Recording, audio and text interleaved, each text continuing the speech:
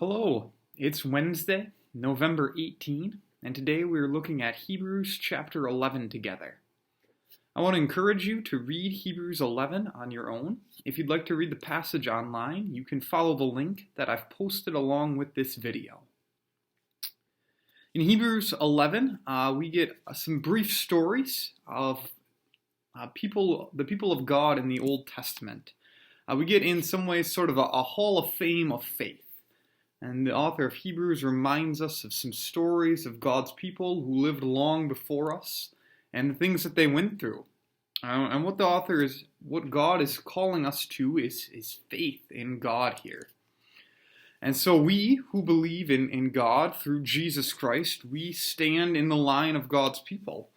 We stand in solidarity with people like Abel and Enoch and Noah and Abraham and Isaac and Jacob and Joseph and Moses' parents, and Moses, and Rahab, and these others that get listed too, Gideon, Barak, Samson, Jephthah, David, Samuel, the prophets.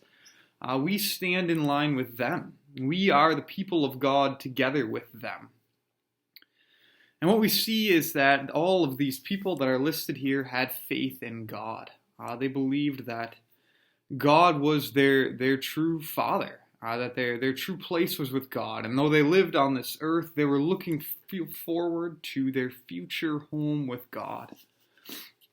Now, as we read here, all these people were still living by faith when they died. They did not receive the things promised. They only saw them and welcomed them from a distance, admitting that they were foreigners and strangers on earth.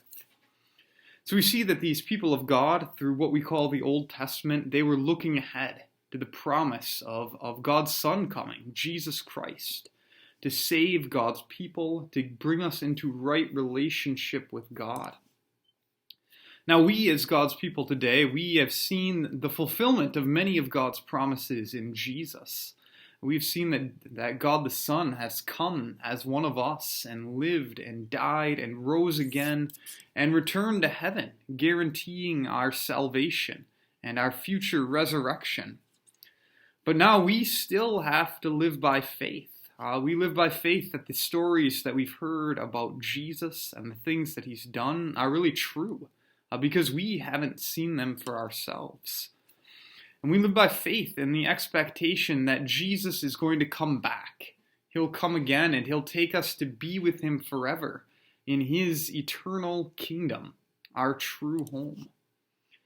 And so the call for us is to follow the example of God's people, who, like us, we're weak, like us, we're human, but like us, we're held in God's love and power and had received God's promises. So God calls us to not to get too attached to the things of this world. This world is good. This world is where God has placed us. But God has something better in store for us.